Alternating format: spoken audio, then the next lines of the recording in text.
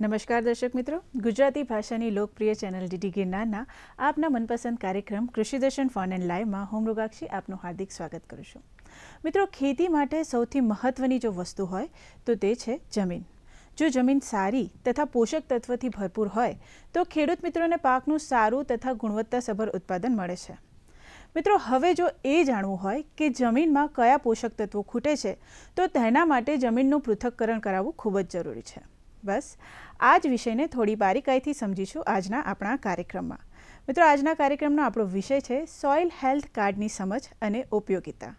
મિત્રો, વિષય અંતર્ગત આપને કોઈ પ્રશ્ન પૂછવા હોય, માર્ગદર્શન મેળવવું હોય તો એ માટે આપ અમને કોલ કરી શકો છો. તે માટેનો અમારો નંબર નોંધી લેશો. અમારો નંબર છે 079 2685 3814 તથા 079 2685 3816. તો મિત્રો, સોઇલ હેલ્થ કાર્ડની સમજ અને ઉપયોગિતા વિષય પર માર્ગદર્શન આપવા માટે આપણી સાથે જોડાય છે આજના આપણા બે વિષય નિષ્ણાત. પ્રથમ છે AR ગામી સાહેબ. મિત્રો, તેઓ નાયબ ખેતી નિયામકની કચેરી પાટણ ખાતે નાયબ ખેતી નિયામક તરીકે ફરજ બજાવે છે. મિત્રો, આજના આપણા બીજા વિષય નિષ્ણાત છે RS પટેલ સાહેબ. મિત્રો, તેઓ પણ નાયબ ખેતી નિયામકની કચેરી મોડાસા અરવલ્લી ખાતે નાયબ ખેતી નિયામક તરીકે ફરજ બજાવે છે. તો ચાલો આજના આપણા બંને નિષ્ણાતને મળીએ અને આપણો આજનો આ કાર્યક્રમ આગળ વધારીએ. નમસ્કાર ગામી સાહેબ, નમસ્કાર પટેલ સાહેબ. સૌપ્રથમ તમારા આજના કાર્યક્રમમાં આપનું ખૂબ ખૂબ સ્વાગત છે. હવે સાહેબ, આપણે જેમ વાત કરી કે ભાઈ સોઇલ હેલ્થ કાર્ડની સમજ અને ઉપયોગિતા, તો સૌપ્રથમ તો અમારા જે દર્શક મિત્રોને જે છે એમને એ જણાવો પટેલ સાહેબ કે આ સોઇલ હેલ્થ કાર્ડ એ શું છે? સોઇલ હેલ્થ કાર્ડ એને આપણે ગુજરાતીમાં કહીએ તો જમીન સ્વાસ્થ્ય પત્રક. આમ તો એનો મુખ્ય હેતુ એવો છે કે જે ખેતી છે એને આપણે વૈજ્ઞાનિક ઢબે બનાવવાની છે.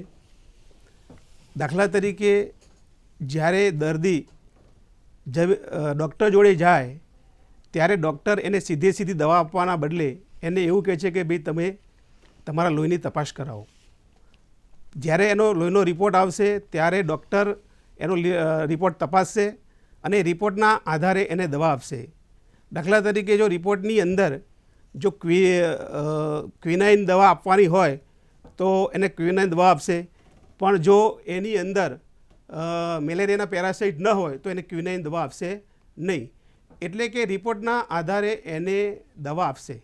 એવી જ રીતે આપણા સોઇલની અંદર, જમીનની અંદર પણ જે પોષક તત્વો ખરેખર ઉપલબ્ધ છે તો એ પોષક તત્વો જો આપણે જમીન ચકાસણી કરાવીશું તો આપણને ખ્યાલ આવશે અને એ જ પોષક તત્વોના આધારે ખરેખર કેટલા પોષક તત્વો આપણે પાકને જરૂરી છે અને આપવા જરૂરી છે તો એના આધારે નક્કી કરીને આપણે પોષક તત્વો જો આપીશું તો આપણે ઓછા ખર્ચે વધુ ઉત્પાદન મેળવીશું અને ખેતીને આપણે નફાકારક કરીશું.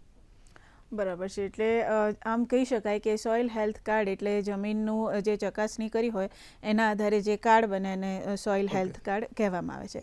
હવે મારો બીજો પ્રશ્ન છે ગામી સાહેબને કે ગામી સાહેબ, આ જે સોઇલ હેલ્થ કાર્ડ યોજના જે છે તો એ ક્યારથી અમલમાં આવી?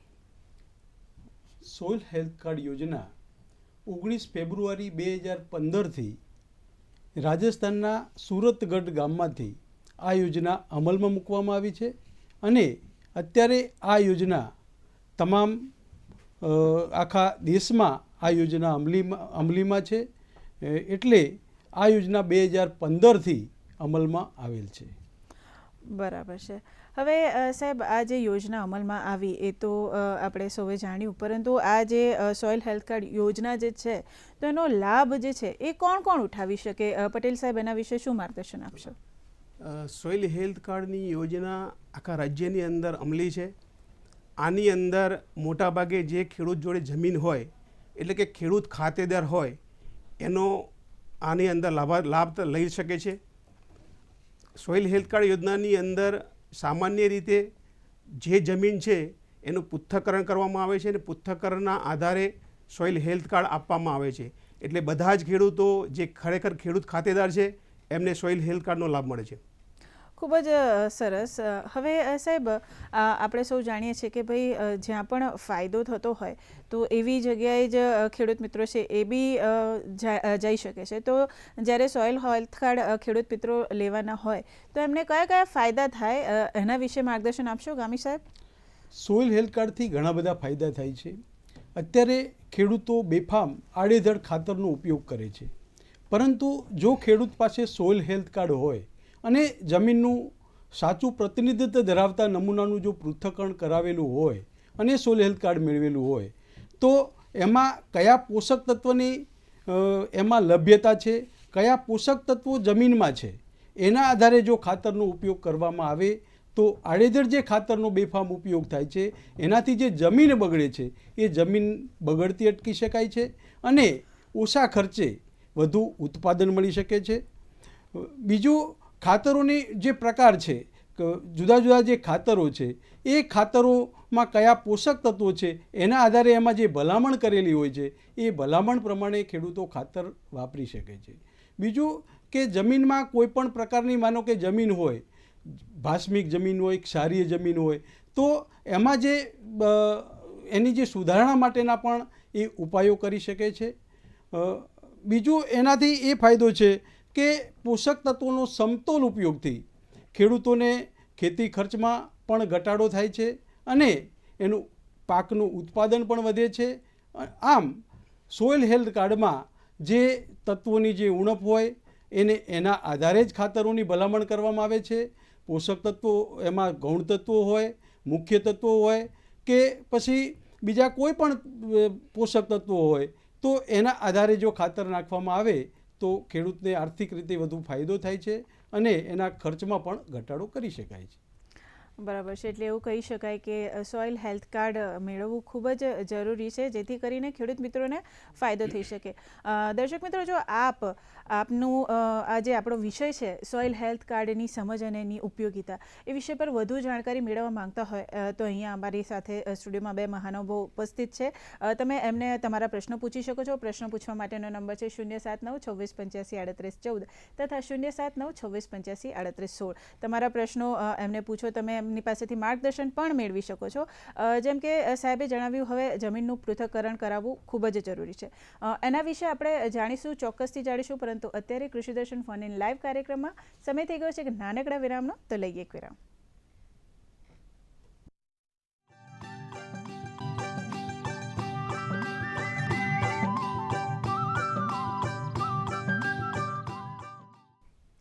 વિરામ બાદ ફરી એકવાર સ્વાગત છે આપ સૌનું કૃષિદર્શન ફોન ઇન લાઈવ કાર્યક્રમમાં. અને મિત્રો, આજના કાર્યક્રમમાં જે વિષય ઉપર આપણે માર્ગદર્શન મેળવી રહ્યા છે તે વિષય છે સોઇલ હેલ્થ કાર્ડની સમજ અને ઉપયોગિતા.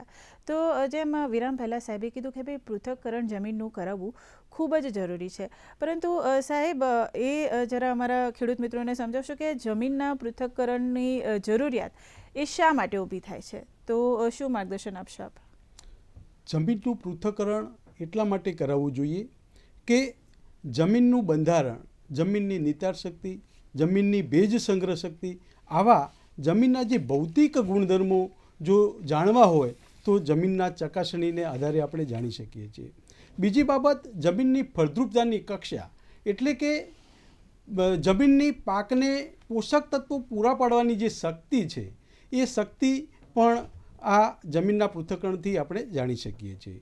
જમીનમાં આપવામાં આવતા જે ખાતરો છે એ ખાતરોનું પ્રમાણ કેટલા પ્રમાણમાં આપી શકાય એ પણ જમીન પૃથ્થકરણના આધારે જાણી શકીએ.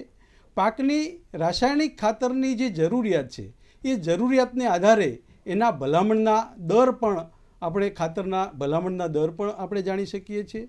રાસાયણિક ખાતરનો સપ્રમાણ અને કાર્યક્ષમ ઉપયોગ થકી આપણે ખેતી ખર્ચમાં ઘટાડો કરી શકીએ છીએ, એટલે કે આપણે જે નાણાંનો વ્યય થાય છે એ વ્યય અટકાવી શકીએ છીએ અને પાકનું આપણે ચોક્કસ વધુ ઉત્પાદન પણ મેળવી શકીએ છીએ. જમીનોના પ્રકાર, કે જો ક્ષારીય જમીન હોય, ભાસ્મિક જમીન હોય, તો અમ્લીય જમીન હોય, તો આવી જે જમીનની જુદા જુદા જે પ્રકાર છે એ પ્રકારની જે જમીનોના સુધારણા માટેના પણ આપણે ઉપાયો કરી શકીએ છીએ. જમીનનું ધોવાણનું ચોક્કસ પ્રમાણ જાણી અને એ પણ આપણે અટકાવી શકીએ. આપને અહીંયા અટકાવું છું, આપણે ચોક્કસથી આના વિશે વાત કરીશું, પરંતુ અત્યારે આપણે એક કોલર મિત્ર છે આપણી સાથે જોડાઈ ગયા છે. આપણી સાથે અત્યારે જોડાયા છે નાનસિંહભાઈ. એમનો પ્રશ્ન સાંભળી લઈએ. નમસ્કાર નાનસિંહભાઈ. નમસ્કાર બેન. મેડમ જી, શું પ્રશ્ન છે આપનો? આપણે સોઇલ હેલ્થ કાર્ડ કઢાવવું હોય તો શું પ્રોસેસ કરવી પડે?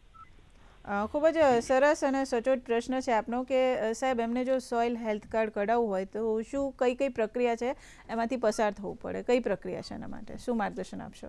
નારસંગભાઈ, તમારો પ્રશ્ન ખૂબ જ અગત્યનો છે. આમ તો સરકારની સોઇલ હેલ્થ કાર્ડ યોજના હેઠળ દર વર્ષે નમૂના લેવામાં આવે છે. આ વર્ષે પણ ભારત સરકાર શ્રી દ્વારા આ યોજના હેઠળ દર ગામમાંથી 22 નમૂના લેવાના થાય છે. એટલે જો આપણા ગામની અંદર ગ્રામ સેવકે કદાચ નમૂના લીધા હશે, એમાં જો આપે કઢાવવાનું થાય તો આપ તમે ગ્રામ સેવકને મળશો તો એ તમારું નમૂનો લઈ લેશે અને એની ચકાસણી કરાવશે અને એના આધારે તમને સોઇલ હેલ્થ કાર્ડ મળી શકે છે. તો આપ તમારા ગામના ગ્રામ સેવકનો સંપર્ક કરશો તો તમને સોઇલ હેલ્થ કાર્ડ મળી શકશે.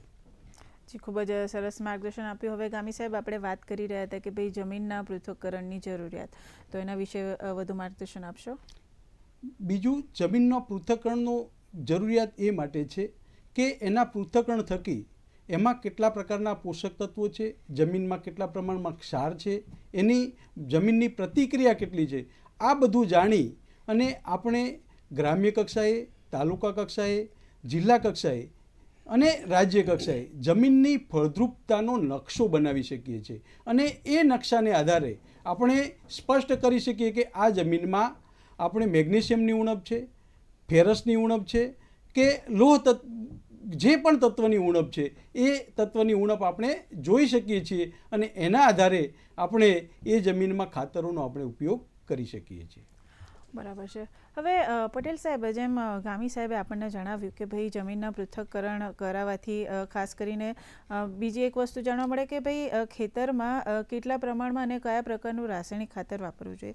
તો આ જમીનની ચકાસણી અને રાસાયણિક ખાતરનો વપરાશ, તો એના વચ્ચે શું સંબંધ છે એ ચોક્કસથી તમારી પાસેથી એનો જવાબ આપણે જાણીશું. પરંતુ અત્યારે આપણે એક કોલર મિત્ર છે આપણી સાથે જોડાયા છે. લક્ષ્મણભાઈ આપણી સાથે જોડાયા છે કાંકરેજથી. એમનો પ્રશ્ન સાંભળી લઈએ. નમસ્કાર લક્ષ્મણભાઈ. હા, નમસ્કાર.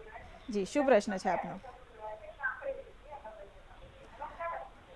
લક્ષ્મણભાઈ, સૌપ્રથમ તો તમારા ટીવીનો જે અવાજ છે એને બંધ કરી દો. હા, બરાબર, કરી નાખ. જી.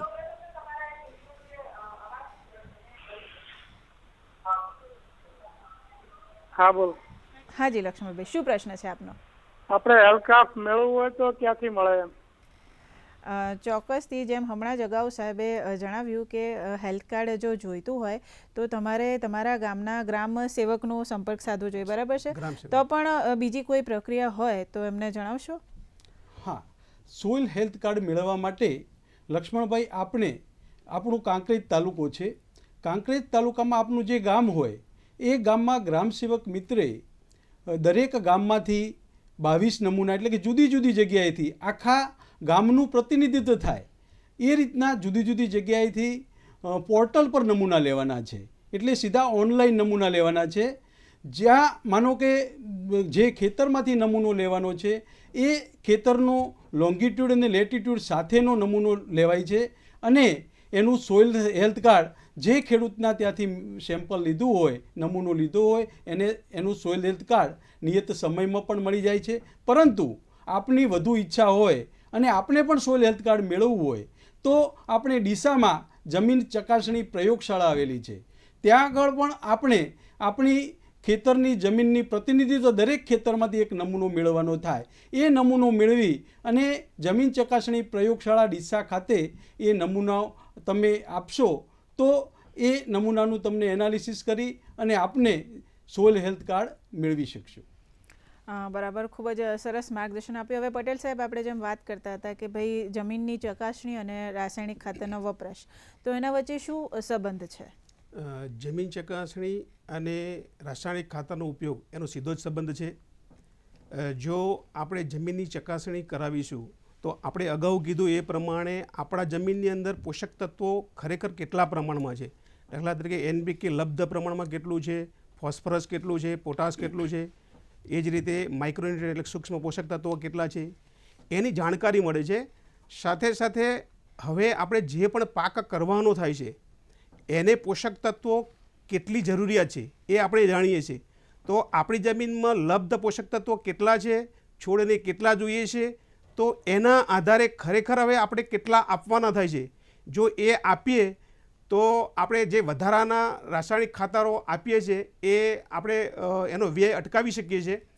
અને જે વધારાના ખાતરોનો વ્યય અટકાવવાથી આપણે જે અત્યારે રાસાયણિક ખાતરો ખરેખર બહુ મોંઘા થઈ ગયા છે, તો એની પાછળનો જે ખર્ચ થાય છે એ આપણે ઘટાડી શકીશું. અને જો જમીનની ચકાસણી કરાવીને જો ખાતરો આપીશું તો આપણે આપણી જમીન, આપણી જે ખેતી છે એને નફાકારક કરી શકીશું. જી બિલકુલ, ખૂબ જ સરસ વાત કીધી. આપણે એક કોલર મિત્ર આપણી સાથે જોડાયા છે, બોટાદથી આપણી સાથે જોડાયા છે સંજયભાઈ. એમનો પ્રશ્ન સાંભળી લે. નમસ્કાર સંજયભાઈ. નમસ્કાર. જી, શું પ્રશ્ન છે આપનો? મારો પ્રશ્ન એ છે કે હું બોટાદથી બોલું. મારે સોઇલ માટે જો સોઇલ ટેસ્ટ કરવા એ લોકો અહીંયા ગવર્મેન્ટના લોકો આવે છે કે મારે માટે લઈને ના જવું પડશે?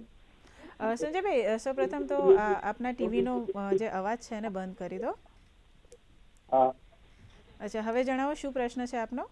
મારો પ્રશ્ન એ છે કે આપણે સોઇલ ટેસ્ટ કરવા માટે સોઇલ લઈને ત્યાં ગવર્મેન્ટ ઓફિસ હોય ત્યાં જવું પડશે કે એ લોકો અહીંયા ટેસ્ટ કરવા આવશે? ખૂબ જ સરસ પ્રશ્ન છે.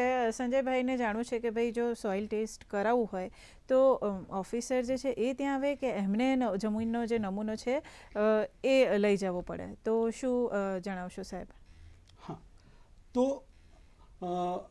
જો ખેડૂત મિત્રએ પોતાની જમીનનું પૃથ્થકરણ કરાવવા માગતા હોય તો આપણે પોતાએ જાતે જ આપણી જમીનનો દરેક ખેતરમાંથી એક નમૂનો મેળવી અને જમીન ચકાસણી પ્રયોગશાળા, આપણી બોટાદમાં ના હોય તો ભાવનગરમાં જમીન ચકાસણી પ્રયોગશાળા આવેલી છે, ત્યાં આપણે નમૂનો લઈ અને નમૂનામાં સંપૂર્ણ વિગત, એની સાથેની જે પત્રક છે એ પત્રકમાં સંપૂર્ણ વિગતો ભરી અને આપણે મોકલવાની થાય છે.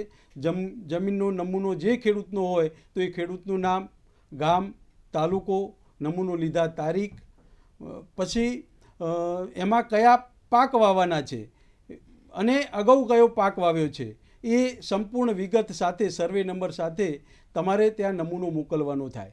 તેમ છતાંય માનો કે ત્યાં ભાવનગર કરતાં નજીક પણ તમે બોટાદમાં પણ તમારે GSFC ડેપો પણ આવેલો હશે અથવા ઇફકો કંપનીના પણ ત્યાં આગળ રિપ્રેઝેન્ટેટિવ હશે, તો GSFC ડેપોમાં પણ તમે નમૂનો આપશો તો એ લોકો પણ એ કંપની દ્વારા પણ એનું એનાલિસિસ કરી અને તમને સોઇલ હેલ્થ કાર્ડમાં જે તમામ તત્વો છે તમામ તત્વોનું એનાલિસિસ કરી અને તમને એનું સોઇલ હેલ્થ કાર્ડ આપશે. જી સાહેબ, ખૂબ જ સરસ માર્ગદર્શન પૂરું પાડ્યું અમારા કોલર મિત્રને. દર્શક મિત્રો, હજી પણ કૃષિ દર્શન ફોન ઇન લાઈવ કાર્યક્રમમાં વિષય અંતર્ગત ઘણી બધી માહિતી મેળવવાની બાકી છે, પરંતુ અહીંયા સમય થઈ ગયો છે કે નાનકડા વિરામનો લઈએ એક વિરામ.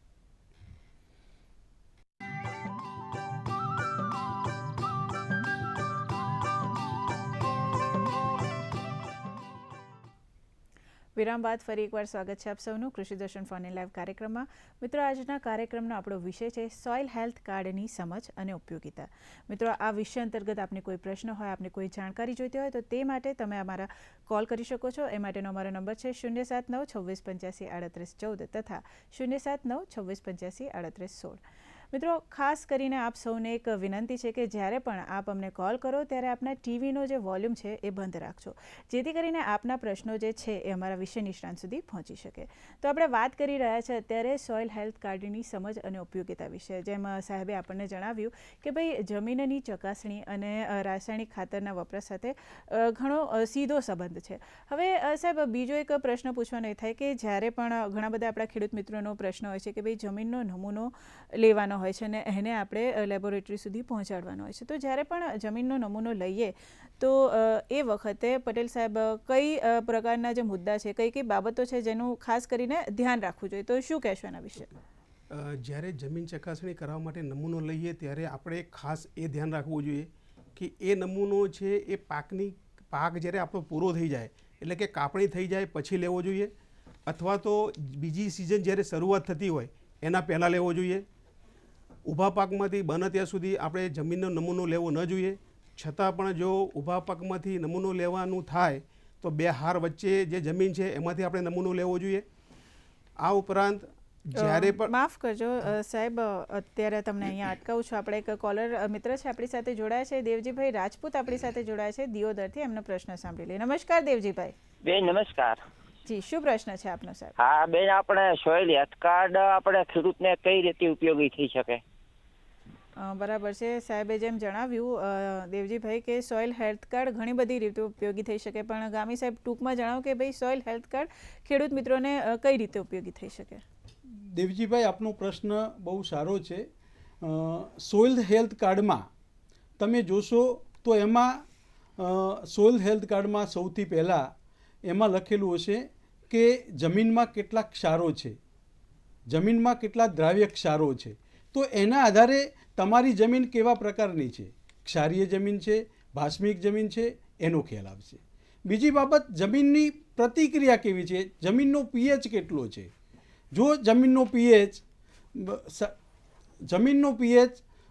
7.5 હોય તો આપણી જમીન સામાન્ય જમીન છે, કે એમાં કોઈ એસિડિક જમીન કે બેઝિક કે આલ્કલાઇન જમીન નથી. ત્રીજી બાબત કે જમીનના જે મુખ્ય તત્વો છે, પાકને જે મુખ્ય તત્વોની જરૂરિયાત છે, નાઇટ્રોજન, ફોસ્ફરસ અને પોટાશ, તો એમાં કેટલા પ્રમાણમાં નાઇટ્રોજન છે, કેટલા પ્રમાણમાં એમાં સેન્દ્રિય કાર્બન છે, કેટલા પ્રમાણમાં એમાં લભ્ય ફોસ્ફરસ કિલોગ્રામ પ્રતિ હેક્ટર છે, કેટલા પ્રમાણમાં પોટાશ છે, એના આધારે આપણને આપણી જમીનની તાસીર શું છે એ ખબર પડશે. અને એના આધારે આપણને જે પાક વાવવાનો હોય એ પાક તમે એમાં લખ્યો હોય તો એની ભલામણ, કેટલું એમાં તમારે ડીએપી નાખવાનું છે, કેટલું યુરિયા નાખવાનું છે કયા પાકમાં, એ એમાં સ્પષ્ટ તમને સોઇલ હેલ્થ કાર્ડમાં જણાવવામાં આવશે. બીજી બાબત કે આ સિવાય આપણા જે ગૌણ તત્વો છે, મેગ્નેશિયમ અને સલ્ફર, એ પણ આપણા પાકમાં જરૂરી છે, એની પણ જરૂરિયાત છે. તો એમાં આપણી જમીનમાં કેટલી એની ઉણપ છે અને કેટલા પ્રમાણમાં આપણે સલ્ફરયુક્ત અથવા મેગ્નેશિયમયુક્ત ખાતરની જરૂરિયાત છે, એ પણ આપણે આ સોઇલ હેલ્થ કાર્ડમાં જણાવેલું છે. અને એ સિવાય સૂક્ષ્મ જે તત્વો છે, જે ફેરસ છે, મેંગેનીઝ છે, કોપર છે, આ બધા જે તત્વો છે પાકને ખૂબ જ અલ્પ પ્રમાણમાં જરૂર છે, પણ એ તત્વોની પણ પાકમાં જો ઉણપ હોય તો આપણે પૂરતું ઉત્પાદન મેળવી શકતા નથી. તો આ સોઇલ હેલ્થ કાર્ડમાં એનું પણ આપણને ચોક્કસ માર્ગદર્શન આપ્યું છે. તો એના આધારે આપણે ખાતરો આપીશું તો આપણે એકમ વિસ્તારમાં વધુ ઉત્પાદન મેળવી શકીશું અને આપણું ખેતી ખર્ચ પણ ઘટાડી શકીશું. આ સિવાય જમીનનો કોઈ પ્રકાર હોય કે આપણી જમીન માનો કે ભાસ્મિક જમીન હોય, ક્ષારીય જમીન હોય, તો એના સુધારણા માટે શું કરી શકાય, જીપ્સમ આપવાનો થાય અથવા સલ્ફર આપવાનો થાય તો કેટલા પ્રમાણમાં આપવાનો થાય, એ પણ આપણને સોઇલ હેલ્થ કાર્ડના આધારે આપણને ચોક્કસ માહિતી મળશે. તો દેવજીભાઈ, આપણને આ સોઇલ હેલ્થ કાર્ડથી ઘણી બધી માહિતી, આપણને પાકની જરૂરિયાત મુજબની માહિતી મળી શકશે. બરાબર છે. હવે પટેલ સાહેબ, આપણે વાત કરી રહ્યા હતા કે ભાઈ જમીનની ચકાસણી લેવા માટે જ્યારે નમૂનો લઈએ છીએ ત્યારે કઈ કઈ બાબતો ખાસ કરીને ધ્યાનમાં રાખવી જોઈએ, તો શું કહેશો એના વિશે આગળ?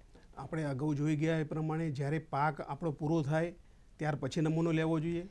સાથે સાથે નમૂનો જે છે એ ઝાડની નીચેથી ના લેવો જોઈએ. શેડાપાળા હોય તો એનાથી 15થી 20 મીટર દૂરથી નમૂનો લેવો જોઈએ. જ્યારે પણ આપણી જમીનની અંદર ખાતર નાખેલું હોય અથવા તો પાણી આપેલું હોય તો એવા સમયે આપણે નમૂનો ન લેવો જોઈએ. નમૂનો પણ જ્યારે લીધો હોય ત્યારે એની સુકવણી કરીએ તો એની અંદર પણ એ પણ ધ્યાન રાખવું જોઈએ કે કોઈ ખાતરની થેલી હોય કે કોથળી હોય એની અંદર ના નાખવું જોઈએ. અથવા તો આ નમૂનો જે છે એ ખાતર જોડે અથવા સેન્દ્રિય ખાતર જોડે કે રાખની જોડે મૂકવો ન જોઈએ. જો આપણે આ રીતે કરીશું તો આપણી જે જમીનનો નમૂનો છે એ વ્યવસ્થિત રીતે ચકાસણી થશે અને એના આધારે જે રિપોર્ટ મળશે એ આપણને સચોટ મળી શકશે. બરાબર, ખૂબ જ સરસ વાત કીધી કે ભાઈ જમીનનો જ્યારે નમૂનો લેવાની હોય ત્યારે ખાસ કરીને ખેડૂત મિત્રોએ કઈ કઈ બાબતો ધ્યાનમાં રાખવી જોઈએ. હવે ગામી સાહેબ, કઈ કઈ બાબતો ધ્યાનમાં રાખવી જોઈએ એના વિશે તો સાહેબે માર્ગદર્શન આપ્યું. હવે આ જે જમીનનો નમૂનો લેવાની જે રીત છે, સાચી રીત, તો એ શું હોઈ શકે? ખેડૂત મિત્રો માટે આ ખૂબ જ અગત્યનો પ્રશ્ન છે કે જમીનનું પૃથ્થકરણ માટે લેવામાં આવતો નમૂનો ખેતરની જમીનનું સાચું પ્રતિનિધિત્વ ધરાવતો હોવો જોઈએ. જો ખેતરનું સાચું પ્રતિનિધિત્વ ધરાવતો નમૂનો હોય, જો ન હોય અને એના આધારે જો ખાતરની ભલામણ કરવામાં આવે તો અથવા જમીન સુધારકની ભલામણ કરવામાં આવે તો એ સાચી ભલામણ થઈ શકતી નથી. તેથી જમીનનો નમૂનો લેવા માટે સાચી રીત, એમાં મુખ્ય મુદ્દાઓ એ છે. તો પૃથ્થકરણ કરવા માટે દરેક ખેતરમાંથી નમૂનો લેવાનો. એટલે કે જો તમારું ખેતર મોટું હોય તો એમાં ખેતરનો ઢોળાવ, ખેતરનો જમીનનો પ્રકાર, એમાં ખાતરનો જેટલા પ્રમાણમાં આપ્યું હોય ખાતરનો પ્રકાર અને એની પાકની વિકાસની જે અવસ્થાઓ છે, પાકના વિકાસને ધ્યાને રાખી અને એ ખેતરને જુદા જુદા વિભાગમાં વેચી અને દરેક વિભાગમાંથી એક નમૂનો મેળવી અને એને મિશ્ર કરી અને આપણે નમૂનો લેવાનો થાય. બીજી બાબત, સામાન્ય રીતે જે ક્ષેત્ર પાકો છે, જે બાજરી છે, કઠોળ છે, આવા જે સામાન્ય રીતે જે ક્ષેત્ર પાકો છે, એ ક્ષેત્ર પાકો માટે ખેતરમાંથી 10 થી 15 જગ્યાએ 15 થી 20 સેન્ટીમીટર જેટલી ઊંડાઈએથી નમૂનો લેવો. જો ઊંડા મૂળવાળા પાકો છે, દાખલા તરીકે શેરડી હોય અથવા કપાસ હોય, તો એમાં 25 થી 30 સેન્ટીમીટરની ઊંડાઈએથી આપણે નમૂનો મેળવવાનો થાય. અને જો બાગાયતી પાકો હોય અથવા ઊંડા મૂળવાળા પાકો હોય તો એમાં એક જ જગ્યાએથી 3 જુદા જુદા પ્રકારના જુદી જુદી ઊંડાઈએથી નમૂના મેળવવાના. અને એમાં જે બાગાયતી પાક હોય તો એની જે ડાળીઓનો ઘેરાવો છે, એ ઘેરાવો પૂર્ણ થાય એ વિસ્તારમાંથી આપણે નમૂનો મેળવવો જોઈએ. બીજી બાબત કે નમૂનો લેતા પહેલાં આપણે જમીનની સપાટી ઉપર જે ઘાસ હોય કે કોઈ કચરો હોય એની માટી એની સાથે ઘસેડાય નહીં એ રીતે એને સાફ કરવો. પછી નમૂનો હંમેશા ઓગર જેવા સાધનની મદદથી લેવો. જો સાહેબ, આપણે ચોક્કસથી આના વિશે હજી પણ વાત કરીશું, પરંતુ અત્યારે કૃષિ દર્શન કાર્યક્રમમાં સમય થઈ ગયો છે કે નાનકડા વિરામનો લઈએ એક વિરામ.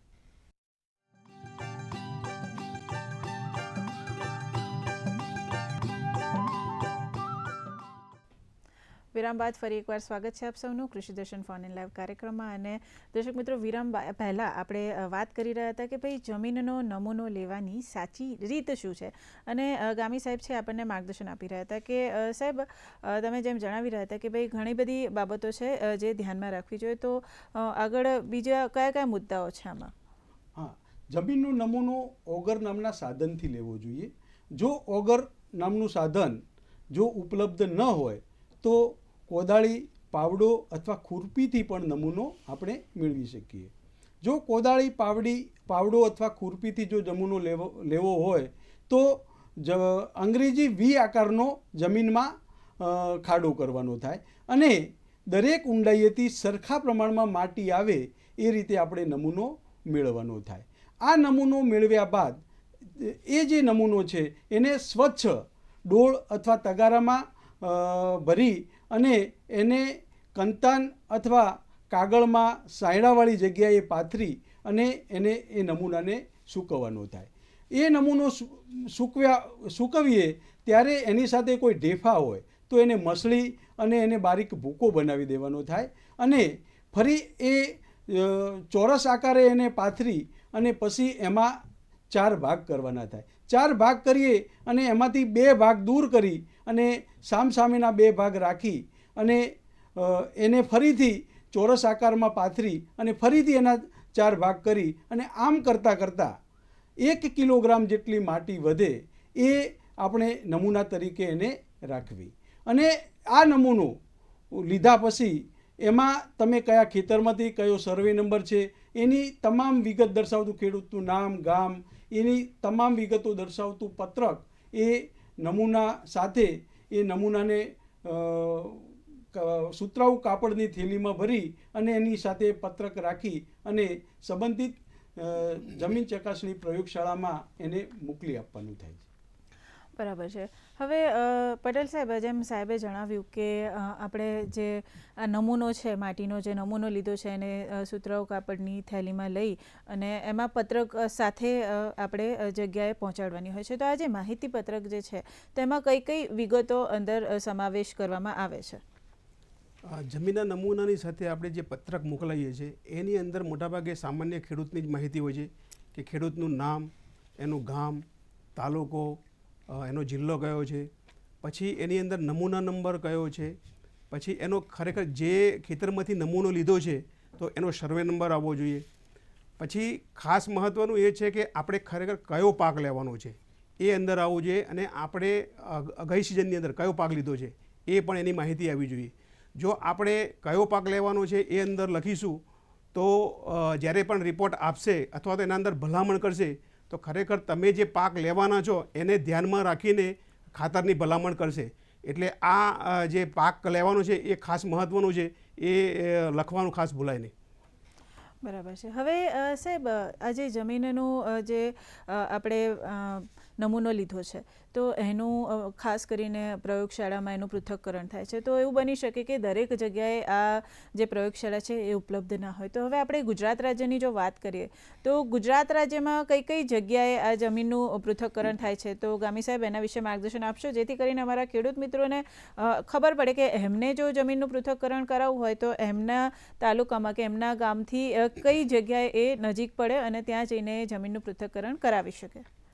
ગુજરાત રાજ્યમાં લગભગ તમામ જિલ્લાઓમાં જમીન ચકાસણી પ્રયોગશાળા આવેલી છે. ત્યાં પણ આપણે જમીનના નમૂનાનું પૃથ્થકરણ કરાવી શકીએ. સાહેબ માફ કરજો, અહીંયા અટકાવી રહી છું આપને. આપણા એક કોલર મિત્ર છે આપણી સાથે જોડાયા છે, આપણે પહેલાં એમનો પ્રશ્ન સાંભળી લઈએ. દિનેશભાઈ પ્રજાપતિ આપણી સાથે જોડાયા છે. નમસ્કાર દિનેશભાઈ. નમસ્કાર મેડમ, તમને અને બે મહાનુભાવોને પણ મારા નમસ્કાર.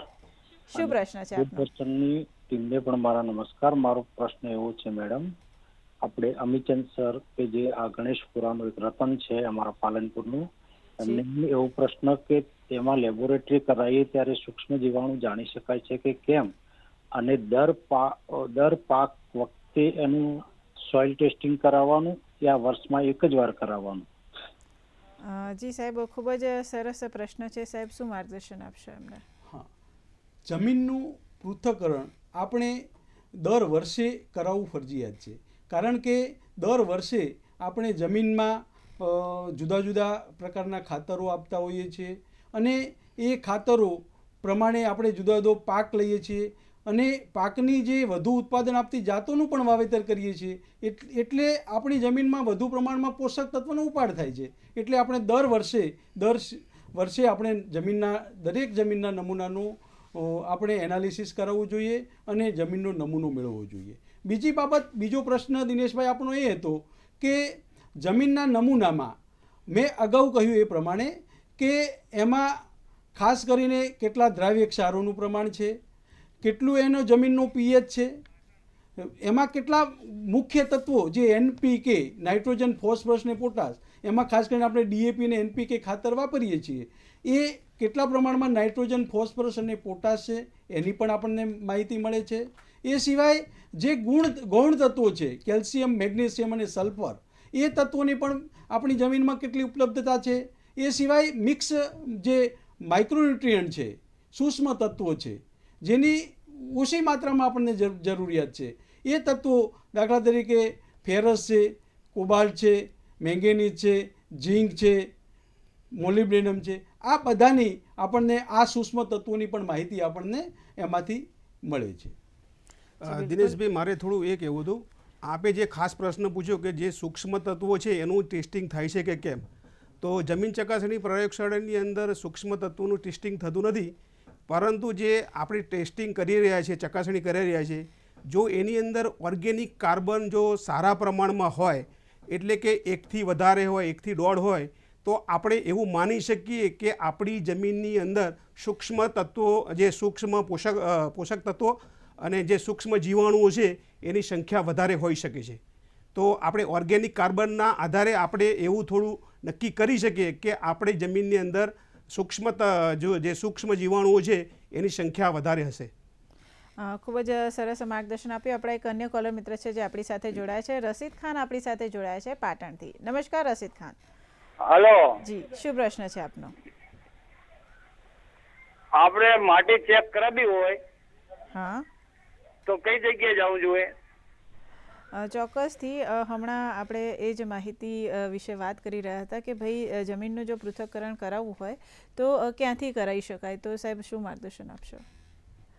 હા, રશીદ ખાન, હવે મહત્ત્વની બાબત, આપ પાટણના છો એટલે તમારે જો જમીનની ચકાસણી કરાવવી હોય તો તમે તમારી નજીક, અહીંયા પાટણમાં તો નથી પરંતુ મહેસાણા ખાતે જે પિલવાઈ છે, પિલવાઈમાં જમીન ચકાસણી પ્રયોગશાળા આવેલી છે આપણી, તો એ જમીન ચકાસણી પ્રયોગશાળામાં તમે તમારી જમીનનું પ્રતિનિધિત્વ ધરાવતો નમૂનો મેળવી અને ત્યાં આગળ પણ ચકાસણી કરાવી શકો.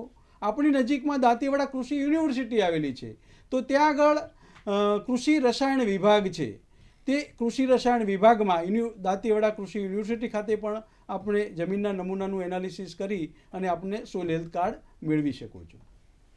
ખૂબ જ સરસ. દર્શક મિત્રો, કૃષિ દર્શન કાર્યક્રમમાં હજી પણ ઘણી બધી વાતો કરવાની બાકી છે, ઘણી બધી માહિતી મેળવવાની બાકી છે, પરંતુ અહીંયા સમય થઈ ગયો છે કે નાનકડા વિરામનો, તો લઈએ એક વિરામ.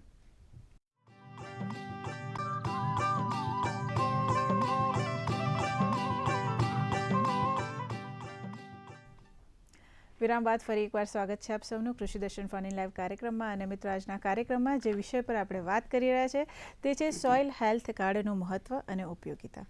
તો જેમ હમણાં ઘણા બધા કોલર મિત્રને જાણવું છે કે ભાઈ જમીનનું જો પૃથ્થકરણ કરાવવું હોય તો ક્યાં જઈને કરાવી શકે, તો પટેલ સાહેબ, અમારા જે દર્શક મિત્રો છે એમને જણાવો કે ભાઈ જમીનના નમૂનાનું જો પૃથ્થકરણ કરાવવું હોય તો ગુજરાત રાજ્યમાં ખાસ કરીને કઈ કઈ જગ્યાએ થઈ શકે છે? આપણા ગામી સાહેબે અગાઉ પહેલાં કીધેલું જ છે કે આપણા દરેક રાજ્ય જિલ્લાની અંદર ખેતીવાડી ખાતાની જમીન ચકાસણી પ્રયોગશાળા આવેલી છે, તો આપણે ત્યાં પણ એનું ટેસ્ટિંગ કરાવી શકીએ છીએ. આ ઉપરાંત આપણે 4 કૃષિ યુનિવર્સિટી આવેલી છે: આણંદ, જુનાગઢ, દાંતીવાડા અને નવસારી. એના જે રસાયણ વિભાગ છે ત્યાં પણ આનું જમીનનું પૃથ્થકરણ કરી આપવામાં આવે છે, તો ત્યાં પણ આપ કરાવી શકો છો. આ ઉપરાંત GSFC, JNFC, ઇફકો, આ ખાતર ઉત્પાદક કંપનીઓ છે, એમના ત્યાં પણ જમીન ચકાસણી પ્રયોગશાળાની ફેસિલિટી ઉપલબ્ધ છે, તો આપ ત્યાં પણ તમારો નમૂનો મોકલી અને આનું પૃથ્થકરણ કરાવી શકો છો. બરાબર છે. હવે સાહેબ, બીજો ખાસ કરીને પ્રશ્ન એ થાય કે જ્યારે ખેડૂત મિત્રો જમીનનું પૃથ્થકરણ કરાવે તો એના પરથી જે માહિતી મળે, તો એ માહિતી પ્રમાણે જો જમીનની પ્રતિક્રિયા શું છે અથવા તો એની ગુણવત્તા શું છે, તો એના વિશે કોઈ માપદંડો ખરા? તો ગામી સાહેબ, એના વિશે જણાવશો? જમીનની પ્રતિક્રિયા એટલે કે જમીનનું પીએચ. જમીનની પ્રતિક્રિયાને આધારે જમીન અમ્લીય છે, જમીન આલ્કલાઇન છે, બેઝિક છે કે સામાન્ય જમીન છે, એ આપણને ખ્યાલ આવે છે. સામાન્ય રીતે જમીનની પ્રતિક્રિયા એટલે જમીનમાં જે પાણીમાં જે હાઇડ્રોજન છે એ હાઇડ્રોજનની સાંદ્રતાનો ઋણ લઘુ ગુણાંક છે, એટલે કે negative logarithm of H ion concentration છે. એટલે એ પીએચને આધારે આપણને જમીન કેવા પ્રકારની છે એ ખબર પડે છે. જો જમીનનો પીએચ 6.2 સુધીનો હોય, એટલે કે 0થી 6.2 સુધીનો હોય, તો આપણી જમીન અમ્લીય જમીન કહેવાય. અને 6.2 થી 8 પીએચ સુધીનો 8.2 પીએચ સુધી હોય તો આપણી જમીન સામાન્ય જમીન છે. અને 8.5 થી વધારે હોય તો આપણી જમીન ભાસ્મિક જમીન છે. તો એના આધારે આપણને એ જમીનમાં શું સુધારણા કરવાની છે એ આપણને એનો ખ્યાલ આવે છે. બરાબર છે. હવે સાહેબ, આ જે પીએચ આંકના ધોરણે તમે જેમ કીધું કે 3 અલગ અલગ પ્રકારની જમીન છે, તો પટેલ સાહેબને મારો એક પ્રશ્ન થાય કે ભાઈ આ અમ્લીય જમીન એટલે શું અને એ કેવા પ્રકારની જમીન છે? સરસ પ્રશ્ન છે. અમ્લીય જમીન એટલે આપણે સામાન્ય રીતે કહીએ તો એને એસિડિક જમીન કહેવાની અંદર આવે છે. પીએચ જે છે એ 7થી ઓછો હોય, જેમ જેમ 7થી ઓછો થતો જાય એમ આપણા જમીનની એસિડિટી વધતી જાય છે. આવી જમીનની અંદર અમુક જે તત્વો છે, દાખલા તરીકે ફોસ્ફરસ છે, એલ્યુમિનિયમ છે, આનું શોષણ વધુ થતું હોય છે. પરંતુ અમુક પોષક તત્વો એવા છે કે જે કેલ્શિયમ છે, મેગ્નેશિયમ છે અને નાઇટ્રોજન છે, આવા જે પોષક તત્વો છે એ એસિડિક જમીનની અંદર બીજા તત્વો સાથે જોડાઈ અને સંયોજન બનાવે છે. એટલે આવા જે તત્વો છે આપણા છોડને મળતા નથી અને અલભ્ય સ્વરૂપમાં ફેરવાઈ જતા હોય છે. તો આવી જમીન મોટાભાગે આપણા ગુજરાતની વાત કરીએ તો ખાસ જોવા મળતી નથી, પણ ડાંગની અંદર થોડા પ્રમાણમાં આ જમીન જોવા મળે છે. એટલે આવી જમીનની અંદર જો પીએચ ઓછો હોય તો આપણે એને વધારી અને આવી જમીનને આપણે ન્યુટ્રલ તરફ લઈ જઈ શકીએ છીએ. બરાબર છે. હવે જેમ કીધું કે ભાઈ આ અમ્લીય જમીન જે છે તો એને સુધારવી હોય સાહેબ, તો કયા કયા પગલાં લઈ શકીએ આપણે? પટેલ સાહેબે કહ્યું એ પ્રમાણે કે અમ્લીય જમીનનો પીએચ 6.5થી ઓછો હોય છે, એટલે આપણે પીએચને જ વધારવો પડે. જો પીએચ વધારવો હોય તો અમ્લીય જમીનમાં જમીન સુધારક તરીકે આપણે ચૂનાનો ઉપયોગ કરવો પડે. અને ચૂનાનો ઉપયોગ કરો તો જમીનનો પીએચ આપણે ન્યુટ્રલ તરફ એટલે કે 7.5 તરફ લઈ જઈ શકીએ અને આપણી જમીન સુધારી શકીએ. આ સિવાય જૈવિક અને સેન્દ્રિય ખાતરોનો વધુ પ્રમાણમાં આપણે ઉપયોગ કરીએ તો જમીનનું જે ભૌતિક બંધારણ છે સુધરે છે અને જમીન આપણી સારી બની શકે છે. આ સિવાય અમ્લીય જમીન હોય તો આપણે સમયાંતરે એનું એનાલિસિસ કરાવી અને એમાં કેટલા પ્રકારના પોષક તત્વોની જરૂરિયાત છે એ પ્રમાણે આપણે ખાતરો આપીએ તો આપણે આ આમ્લીય જમીનમાં પણ આપણે પાક ઉત્પાદન મેળવી શકીએ. બરાબર છે. હવે સાહેબ આપણે આમ્લીય જમીન વિશે તો વાત કરી. હવે જમીનનો બીજો પ્રકાર છે કે ભાસ્મિક જમીન. તો આ ભાસ્મિક જમીન શું છે? અગાઉ ગામી સાહેબે કીધું એમ જો પીએચ આપણી જમીનનો 8.5થી વધારે હોય તો એવી જમીન ભાસ્મિક જમીન હોય છે. આવી જમીનની અંદર ક્ષારો એમાં ખાસ કરીને જે સોડિયમ અને ક્લોરાઇડના જે ક્ષારો છે એ વધારે હોય છે. આ ઉપરાંત કેલ્શિયમ અને મેગ્નેશિયમના સલ્ફેટ જે ક્ષારો છે એ પણ વધારે હોય છે. આ ક્ષારોના કારણે આપણી જે જમીનનું બંધારણ છે એ ખૂબ જ નબળું થઈ જાય છે. આવી જમીન જ્યારે પણ ભેજ મળે અથવા તો પાણી મળે ત્યારે આ જમીન ખૂબ જ ચીકણી થઈ જતી હોય છે. એટલે આવી જમીનની અંદર જે પાણી છે નિતારથી નીતરી શકતું નથી, એટલે એની નિતાર શક્તિ છે એ ખૂબ જ નબળી છે. તો આવી જમીનની અંદર ખેતી કાર્યો કરવા હોય તો આપણે ઘણી મુશ્કેલી પડતી હોય છે. તો આવી જમીનની અંદર જો આપણે કામગીરી કરવાની થાય, ખેતી કાર્યો કરવાના થાય તો ખૂબ જ મુશ્કેલી થતી હોય. તો આવી જમીનને આપણે સુધારણા માટે મોટાભાગે જીપ્સમ એનો ઉપયોગ કરીએ તો આવી જમીનને આપણે સુધારી અને ખેતી હેઠળ લાવી શકીએ છીએ. બરાબર છે. હવે સાહેબ તમે જેમ જણાવ્યું કે જીપ્સમનો ઉપયોગ કરી શકે છે, આ સિવાય ભાસ્મિક પ્રકારની જે જમીન હોય તો એને સુધારવી હોય તો બીજા કયા કયા પગલાં લઈ શકીએ? ભાસ્મિક જમીનનું જો પહેલી તો બાબત પટેલ સાહેબે કહ્યું એ પ્રમાણે આપણે જીપ્સમ અથવા સલ્ફરનો ઉપયોગ કરવો જોઈએ, જેથી કરી એ જમીન સુધારક તરીકે ઉપયોગ કરીએ તો આપણો પીએચ જે પીએચ આપણે એને ઘટાડી શકીએ છીએ, એને આપણે સામાન્ય જમીન તરીકે ફેરવી શકીએ છીએ. બીજી બાબત કે આ જમીનમાં જો ભારે વરસાદ હોય કે પછી આપણી જોડે પાણીની ઉપલબ્ધતા હોય તો આવી જમીનમાં પાણી ભરી રાખવાથી જે ઉપરની સપાટી પર જે ક્ષારો છે એ ક્ષારો ધીમે ધીમે વહી અને જમીનમાં ઊંડે ઉતરી જશે અને તે રીતે પણ આપણે જમીન સુધારી શકીએ. બીજું સેન્દ્રિય તત્વો જેવા કે કમ્પોસ્ટ ખાતર, સેન્દ્રિય ખાતર, જૈવિક ખાતર એનો વધુ પડતો ઉપયોગ કરી અને આપણે એ જમીનનું બંધારણ સુધારી શકીએ છીએ અને આપણે જમીન સારી બનાવી શકીએ છીએ. બરાબર છે. સાહેબ એક કોલર મિત્ર આપણી સાથે જોડાયા છે, ગૌરાંગ પટેલ આપણી સાથે જોડાયા છે, એમનો પ્રશ્ન સાંભળી લઈએ. નમસ્કાર ગૌરાંગભાઈ. હા, આપણે મેડમ એવું કેવું છે કે પાણીનો પીએચ કેટલો હોવો જોઈએ જમીનમાં પીએચ માટેનો? બરાબર છે, ખૂબ જ સરસ પ્રશ્ન છે. સાહેબ શું માર્ગદર્શન આપશો? પાણીનો પીએચ જમીનમાં હંમેશા પાણી સામાન્ય હોવું જોઈએ. સામાન્ય એટલે એનો સામાન્ય પીએચ હોવો જોઈએ. સામાન્ય 6.5 થી 8.5 સુધીનું પીએચ હોવો જોઈએ. બરાબર. હવે સાહેબ આપણે જમીનની વિદ્યુત વાહકતા, તો એના વિશે અમારા જે દર્શક મિત્રો છે એમને થોડી સમજણ આપશો પટેલ સાહેબ? જમીનની વિદ્યુત વાહકતા એટલે જમીનની અંદર જે પણ ક્ષારો આવેલા છે એના કારણે જે જમીનનું જે વાહકતા છે એમાં અવરોધ ઊભો થાય છે. એટલે જેટલા પણ ક્ષારો વધારે પ્રમાણમાં હોય તો વિદ્યુત વાહકતા વધુ હોય છે. એટલે જમીનની વિદ્યુત વાહકતા જેટલી વધારે હોય તો એ પ્રમાણે એને જે ક્ષારો છે એ વધારે હોય. એટલે વિદ્યુત વાહકતા જેટલી વધારે એટલી આપણી જમીન છે એ નબળી કહેવાય. એટલે ઓછા ક્ષારો હોય તો વિદ્યુત વાહકતા ઓછી હોય. વિદ્યુત વાહકતા એ હંમેશા 1 અથવા 1થી ઓછી હોય તો એ જમીન આપણી ખેતી માટે સારી કહેવાય. જો વિદ્યુત વાહકતા 1થી 3 થાય તો એ નુકસાનકારક તો છે, પણ આવી જમીનની અંદર આપણે અમુક પાક એવા છે કે જે ક્ષાર સહનશીલ છે, તો એવા પાકો દાખલા તરીકે જુવાર છે, કપાસ છે, તો એનું વાવેતર કરી તો આવી જમીનની અંદર વાવેતર કરી શકાય. પણ જો વિદ્યુત વાહકતા એ 3થી વધી જાય તો એની અંદર ક્ષારોનું પ્રમાણ એટલું બધું વધી જાય છે કે જે આપણા છોડને હાનિકારક થાય છે અને આવી જમીનની અંદર આપણે કોઈ પણ પ્રકારનો પાક લઈ શકતા નથી. બરાબર છે.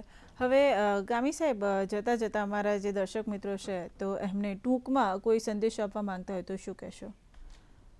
ખેડૂત મિત્રોએ ખરેખર અત્યારે આપણી જે જમીન છે એ જમીનમાં વધુ પડતી ઉત્પાદન આપતી જાતોનું વાવેતર કરતા થયા, વધુ સંશોધનોને કારણે આપણે પાક ઉત્પાદન પણ વધારે મેળવ્યું, એટલે હવે આપણી જમીનમાં પોષક તત્વોની ઉણપ વર્તાય છે. એટલે જો આપણે જમીનની ચકાસણી કરી અને સોઇલ હેલ્થ કાર્ડ આધારિત જો ખેતી કરીશું તો આપણે આપણી ખેતી ખર્ચમાં ઘટાડો કરી શકીશું અને આપણે આપણું પાક ઉત્પાદન પણ વધારી શકીશું. એટલે ખેડૂત મિત્રોને ખાસ અહીંથી સંદેશ છે કે આપણી જમીનનું ફરજિયાત ચકાસણી કરી અને સોઇલ હેલ્થ કાર્ડ મેળવે. ખૂબ જ સરસ. તો ગામી સાહેબ, પટેલ સાહેબ, આ બંને મહાનુભાવો અમારા કાર્યક્રમમાં આવ્યા. અમારા દર્શક મિત્રોને સોઇલ હેલ્થ કાર્ડની સમજ અને ઉપયોગિતા વિશે આટલી ઉપયોગી એવી માહિતી પૂરી પાડી એ બદલ આ બંને મહાનુભાવોનો ખૂબ ખૂબ આભાર.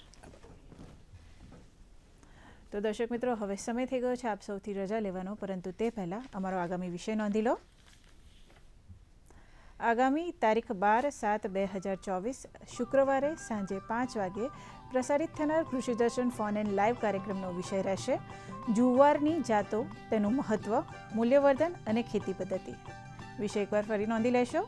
આગામી તારીખ 12/7/2024 શુક્રવારે સાંજે 5 વાગે પ્રસારિત થનાર કૃષિ દર્શન ફોન એન્ડ લાઈવ કાર્યક્રમનો વિષય રહેશે જુવારની જાતો, તેનું મહત્વ, મૂલ્યવર્ધન અને ખેતી પદ્ધતિ. તો દર્શક મિત્રો, આશા રાખીએ કે આપને અમારો આજનો કાર્યક્રમ પસંદ આવ્યો હશે. આપને મળેલ માહિતીનો ભરપૂર ઉપયોગ કરી આપના વ્યવસાયમાં સફળ થાવ તેવી આશા સાથે ફરી મળીએ. ત્યાં સુધી રજા આપશો. નમસ્કાર.